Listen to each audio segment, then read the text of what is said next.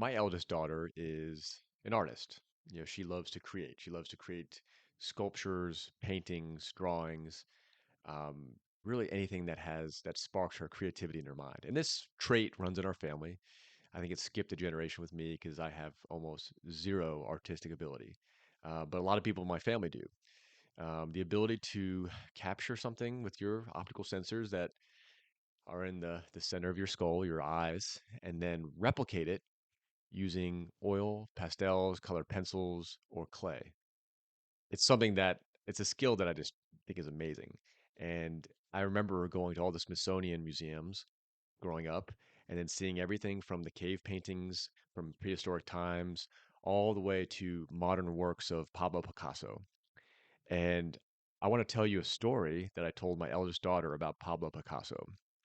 I told this story to my daughter because she was feeling frustrated that the piece of art she was working on was not turning out exactly how she wanted. She's a perfectionist. And I told her that Pablo Picasso, over his career, his 70-year career as an artist, produced over 147,000 pieces of art. 147,000. He produced art 7 days a week. That's consumed his entire life. And it wasn't for profit. He just enjoyed the act of creating things. It's what he loved to do, and I don't think he had any regrets about his decision. So, the wisdom I was trying to impart on my daughter, before I showed her this video I'm about to show you about a sculptor, was that just enjoy the process of doing something that you love, even if it doesn't turn out exactly how you planned. So I'm going to walk you through kind of how I explained to her some of the tools um, and some of the tools of the trade that sculptors use, professional sculptors, um, and then some of the techniques they use to make human-like sculptures become a reality out of clay. So I want to walk you through this video posted on YouTube by Elliot Mallon. Elliot is an artist, and the way he describes his process is amazing. And one of the things I love about the beginning of the video is he walks you through all the tools of his craft. And I love it when people walk through the different tools they use to better accomplish their job in life and their mission in life, whether it be an artist, an A&P mechanic using precise instruments to measure the thickness of a turbine blade, um, to surgeons and the type of sutures they use.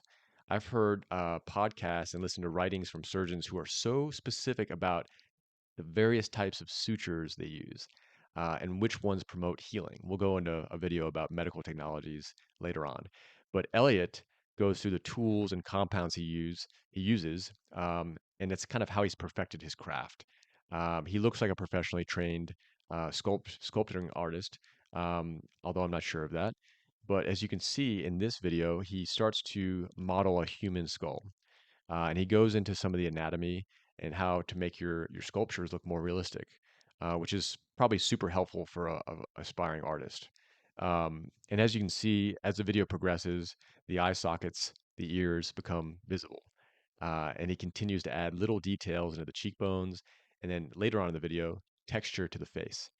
Um, One thing that I found fascinating, as the sculpture starts to take shape, is that it's actually, if you look carefully, it is the representation of a Vietnam era U.S. Army GI soldier.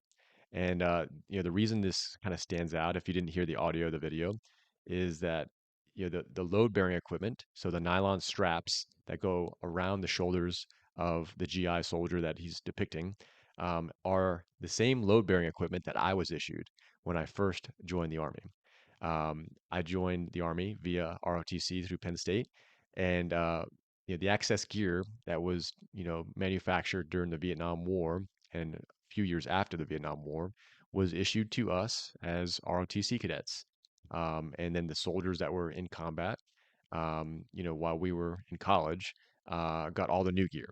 So all the old gear and all the old Vietnam style equipment that you see, and you'll see later on the video, he starts to fashion the elbow lens flashlight that has a red lens. I had one of those.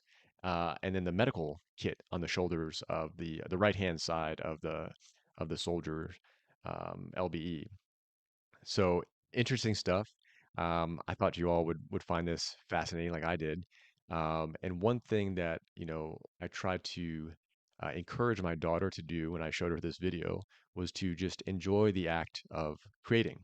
And you can hear the passion in Elliot's voice that he just absolutely enjoys what he does.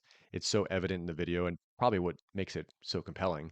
And I encourage all of you, if you're writing or sculpting or drawing or producing video content, whatever you enjoy doing, whatever creative outlet you have, just continue to do it if you enjoy it. Keep iterating on your process, keep improving, and don't worry if it's perfect or not.